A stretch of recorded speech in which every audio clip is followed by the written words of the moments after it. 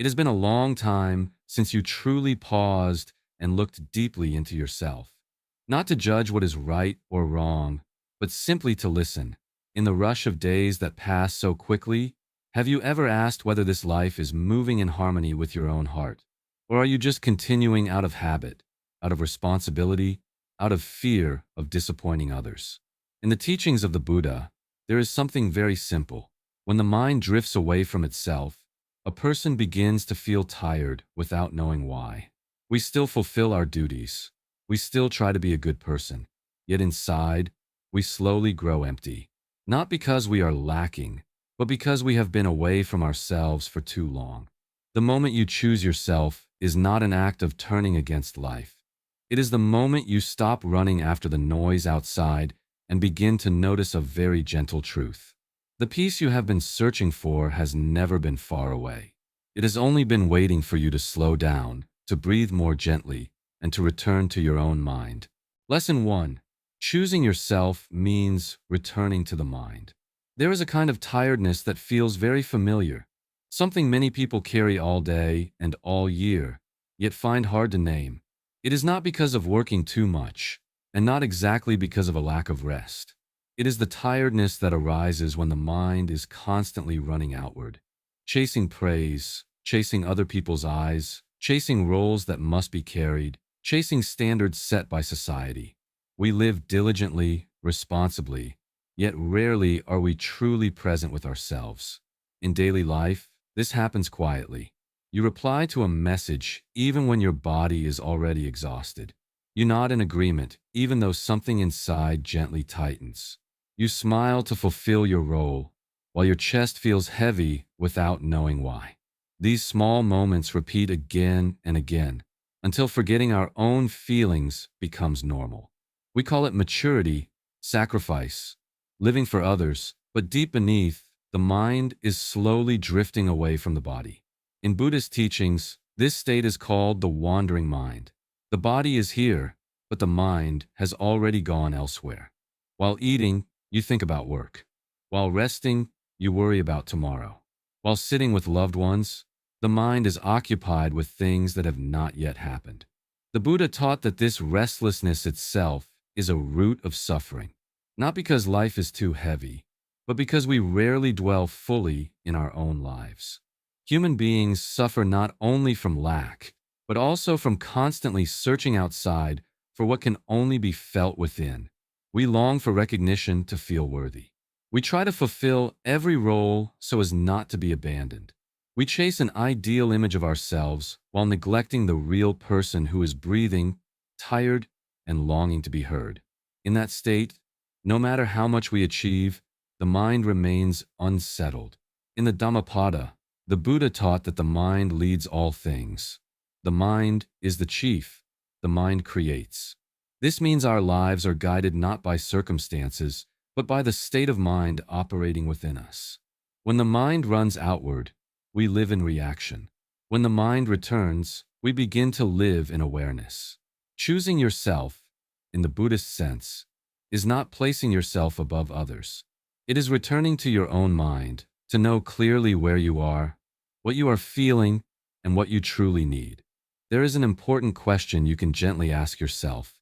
If today you do not choose yourself, who will live in your place? Who will feel the small joys? Who will carry the unspoken fatigue? Who will take responsibility for this inner life, if not you? The Buddha reminded us that by oneself is evil done, by oneself is one defiled, and by oneself is evil left undone. By oneself is one purified. No one can live for you, and no one can return for you. Choosing yourself is the first step of awakening. Awakening is not something lofty. It is simply the moment you realize you have been neglecting yourself and gently turn back. Turning back to the breath. Turning back to the sensations in the body. Turning back to the truth of what is happening.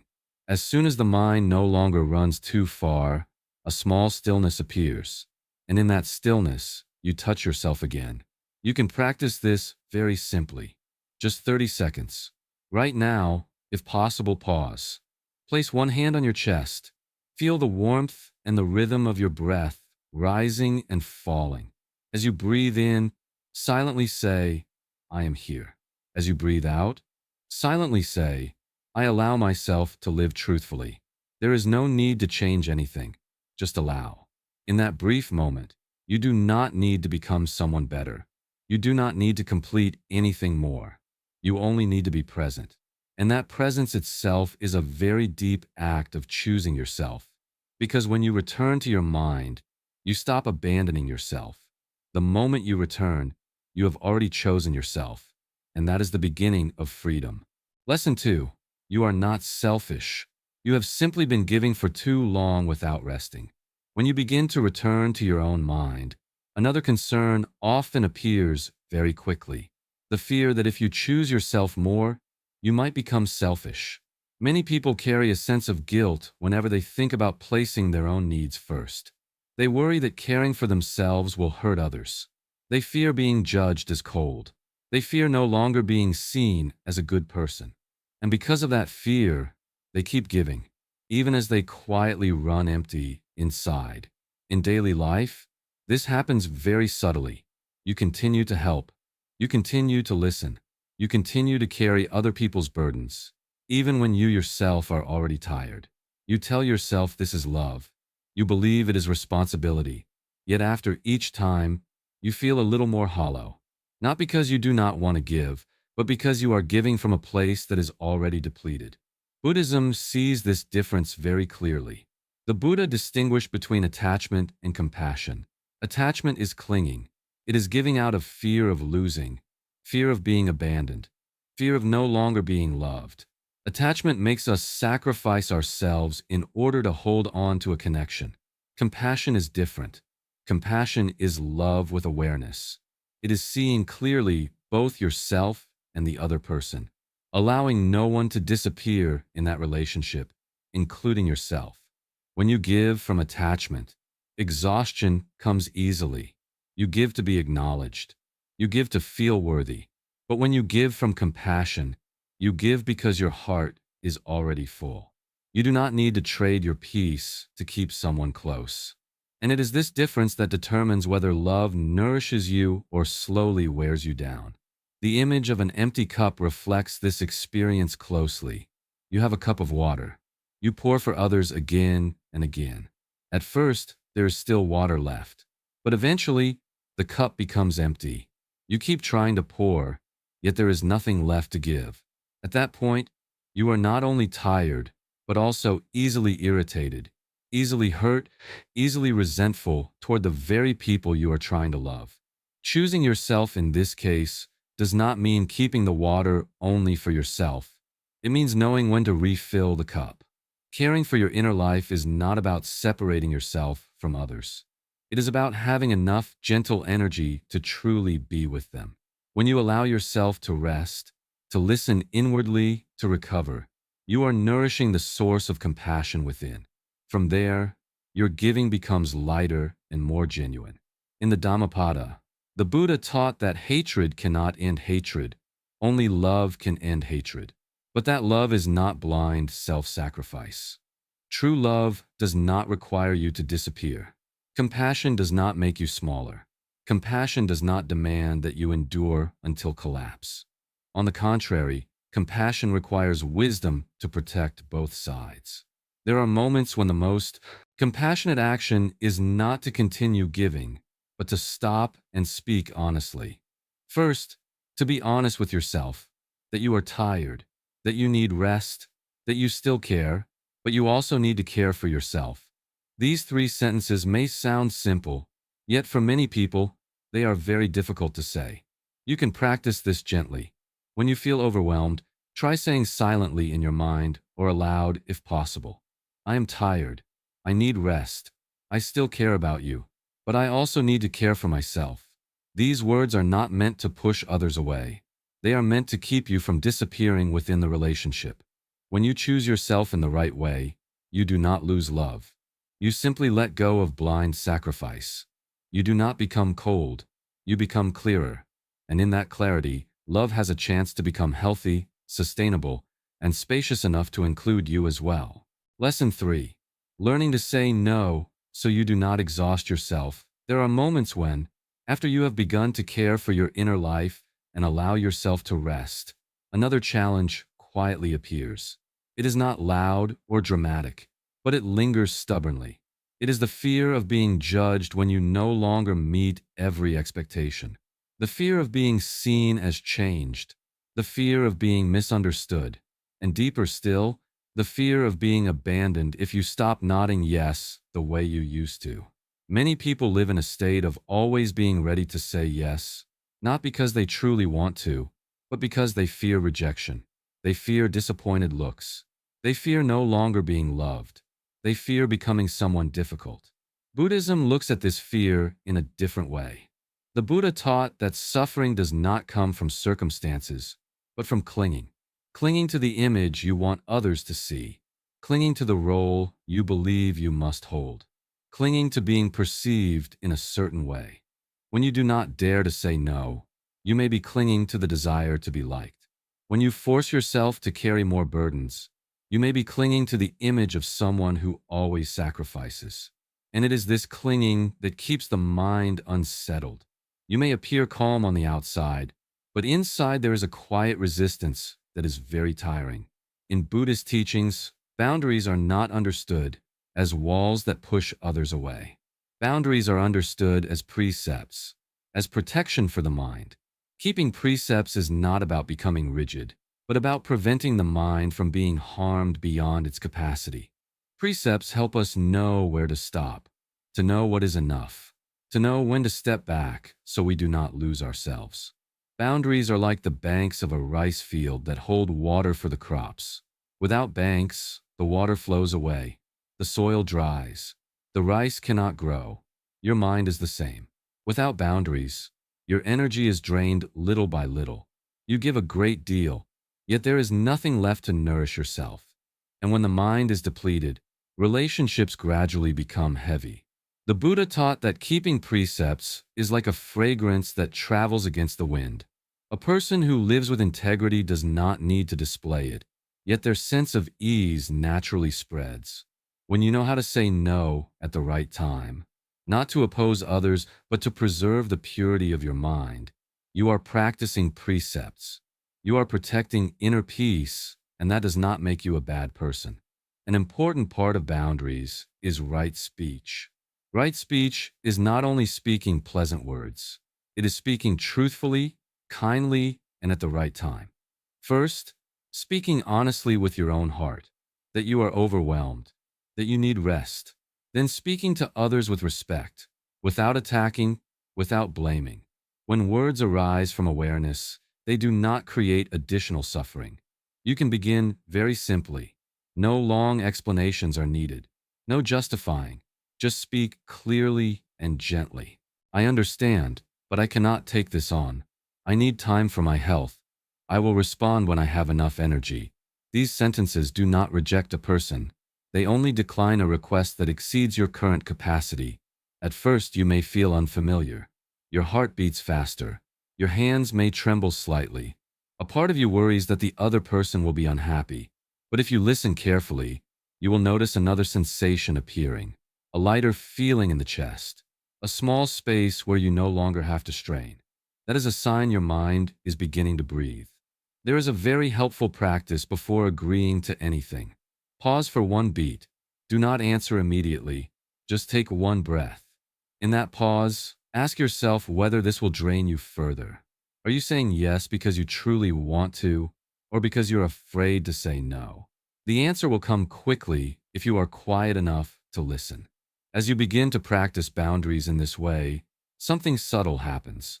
Healthy relationships become clearer. Relationships based on exploitation gradually reveal themselves, and you do not need to do anything.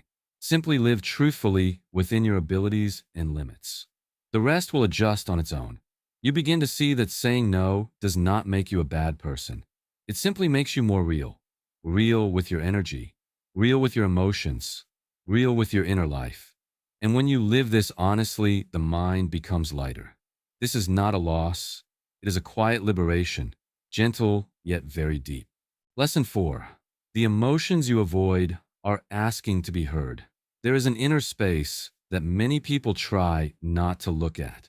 not because it is unfamiliar, but because it is too real.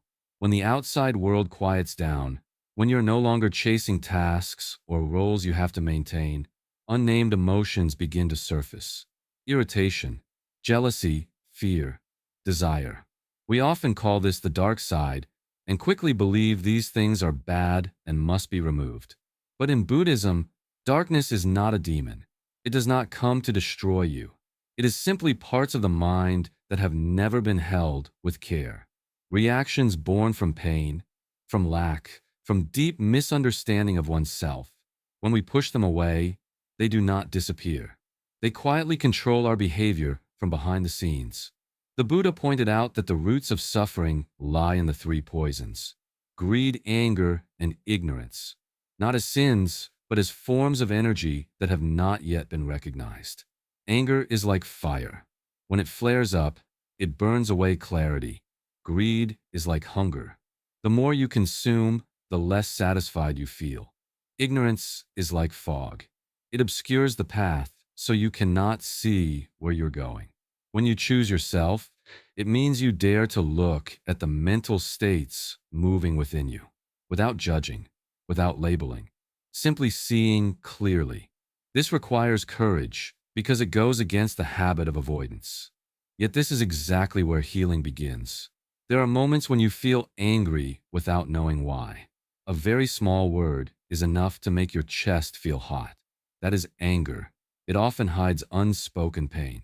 There are moments when you want to hold on to a person, a feeling, or an image of yourself at any cost. That is greed. It arises from fear of lack. And there are moments when you act unconsciously, repeating old patterns even though you know they cause suffering. That is ignorance, not seeing clearly. In the Dhammapada, it is said that conquering 1,000 armies is not equal to conquering oneself. Self-mastery does not mean suppressing emotions. It means being aware enough not to be carried away by them. When you see anger arising, you are no longer completely that anger. When you recognize desire emerging, it no longer leads you blindly. There is a very gentle truth that many people overlook. Seeing is the beginning of dissolving.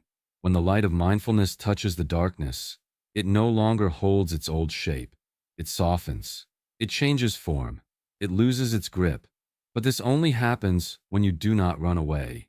You can practice this in a very simple and safe way. When a strong emotion appears, pause. There is no need to fix it. Simply recognize it. Anger is present.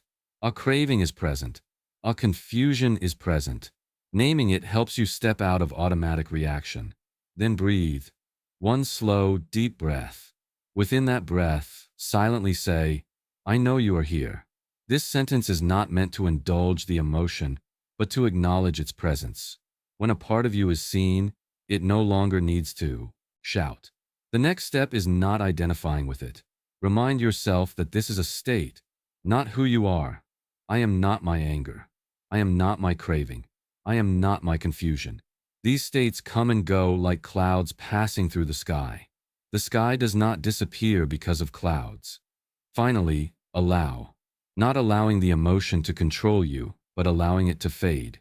You may silently say, "I allow this to soften with the breath." No forcing, no pushing away. Simply letting it withdraw when it is no longer fed by resistance. When you practice in this way, you realize something very important. What you once feared is not as frightening as you imagined. These are only signals, reminders that something inside needs care. And when you are patient enough to listen, they no longer need to control you from the shadows. When you no longer run from the darkness, it no longer leads you. Lesson 5. Some things are released not because you are weak, but because the time has come.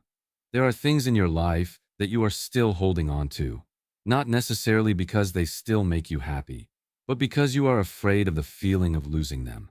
A relationship that has grown cold but feels familiar.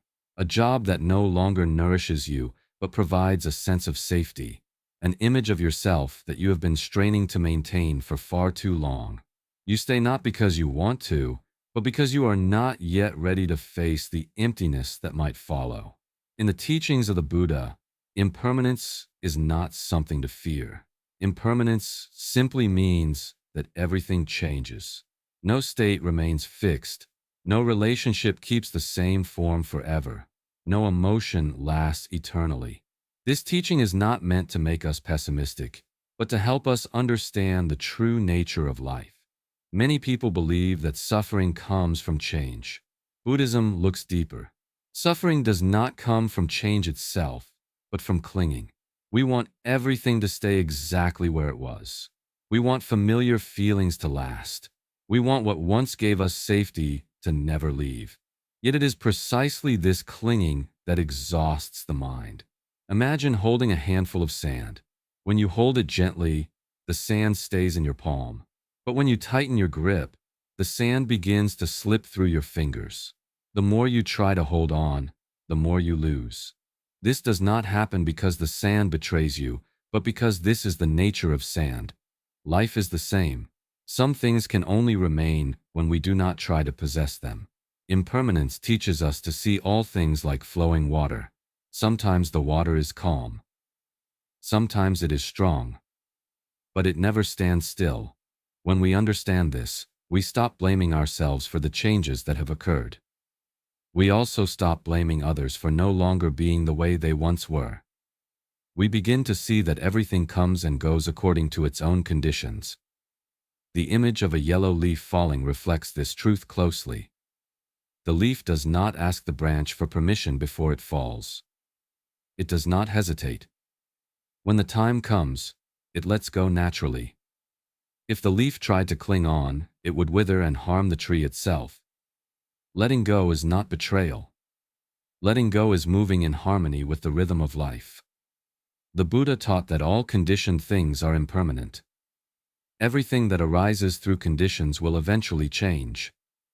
When you understand this, you begin to blame yourself less for relationships that no longer turn out as you hoped. You also become less afraid when a chapter of your life comes to an end. An ending is not a mistake. An ending is simply a form of transition into something else. Many people worry that if they let go, they will lose everything. But letting go in Buddhism does not mean throwing things away in anger or denying the value of what has passed. Letting go means no longer holding on through fear. It means allowing yourself to step out of a pattern that has become too tight. Letting go is not losing. Letting go is lightness. You can ask yourself very honestly, does what I am holding on to still nourish me? Or is it only holding me in place because of habit and fear? And if I let go, what am I really letting go of? Is it the person, the situation, or my own fear of having to move forward alone? These questions do not need immediate answers. They only need to be placed in stillness. When you allow yourself to look directly, the answers gradually reveal themselves, not through logic, but through a sense of lightness or heaviness in the heart. The mind always knows what is causing it to tighten. Letting go is not a sudden act. Sometimes it is a very slow process. You let go little by little. You let go of expectations. You let go of the desire to control. You let go of images of how things should be. And each time you release something, the mind gains more space to breathe. When you choose yourself, you are not choosing a closed sense of safety. You are choosing a living flow. You choose the moving stream instead of the familiar cage. And within that flow, even with uncertainty, there is a vivid aliveness that you have missed for far too long. Lesson 6. When you change within, the outer world also changes. There is something very subtle that happens when you begin to slow down and choose yourself more often. You do not need to do anything dramatic. You do not need to force life to become different. Yet little by little, you notice that what surrounds you begins to shift its rhythm. Not because the world has suddenly become kinder, but because the way you see and the way you move have changed. Buddhism does not speak of a magical universe arranging things to reward you. Buddhism speaks of karma and conditions. Karma is what you plant through body, speech, and mind. Conditions are the circumstances that come together for something to happen. When your mind changes, the causes you plant change, and the conditions change as well. No miracles are needed, only clarity. When your mind is filled with restlessness, you are easily drawn into relationships that hurt you. Not because you are unlucky, but because your mind has grown accustomed to lack.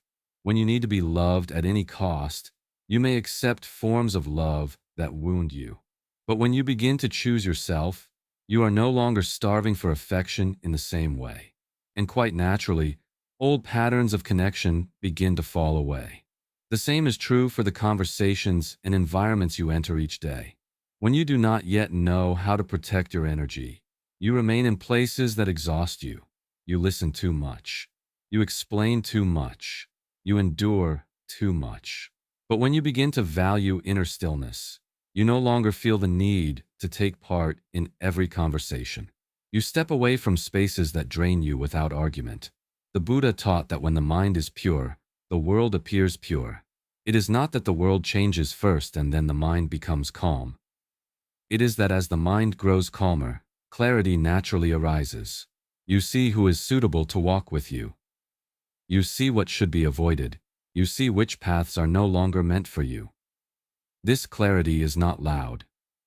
It arrives quietly, yet it is steady. In the teachings on cause and effect, the Buddha emphasized that whatever seed is planted will bear its corresponding fruit. When you plant awareness, you harvest clarity. When you plant self-respect, you harvest relationships that know how to respect. When you plant sincerity, you harvest peace. Not immediately, but precisely. There are small signs that show you are choosing yourself in the right way. Your sleep becomes deeper. You no longer lie awake for long with repeating thoughts. You explain yourself less. Not because you have become cold, but because you no longer need to prove that you are right. And even when others do not yet understand your choices, you still feel a sense of peace. This does not mean that life will only be smooth from now on. You will still face difficulties. There will still be moments of disappointment. There will still be days when fatigue returns. But the difference is that you no longer lose your direction in those moments. You know you are passing through a phase, not trapped forever. You know how to return to the breath, to the sensations of the body, to the truth of what is happening. And this knowing keeps you from being pulled too far by circumstances. When the mind is steady enough, challenges are no longer enemies. They become part of the path. Step by step, you begin to trust the guidance that unfolds. It is not that life changes first. You change first, and life reflects that change back to you. As you come to the end of this journey, you may notice something very gentle within. When you choose yourself, you return. You become clearer. You are able to let go, and you begin to live more truthfully in each moment. There is no need for a big decision. Sometimes transformation begins with one small choice today, one pause, one moment of listening, one time of not forcing yourself beyond your limits. After this video, choose one thing you will say no to so your mind can breathe, and choose one small thing you will say yes to for yourself. If you would like to continue receiving healing lessons inspired by the teachings of the Buddha, please like and subscribe to this channel. You may also leave a short sentence in the comments. I choose myself with compassion, or I return to myself. As a gentle vow to yourself each day, in the midst of a life that is constantly changing.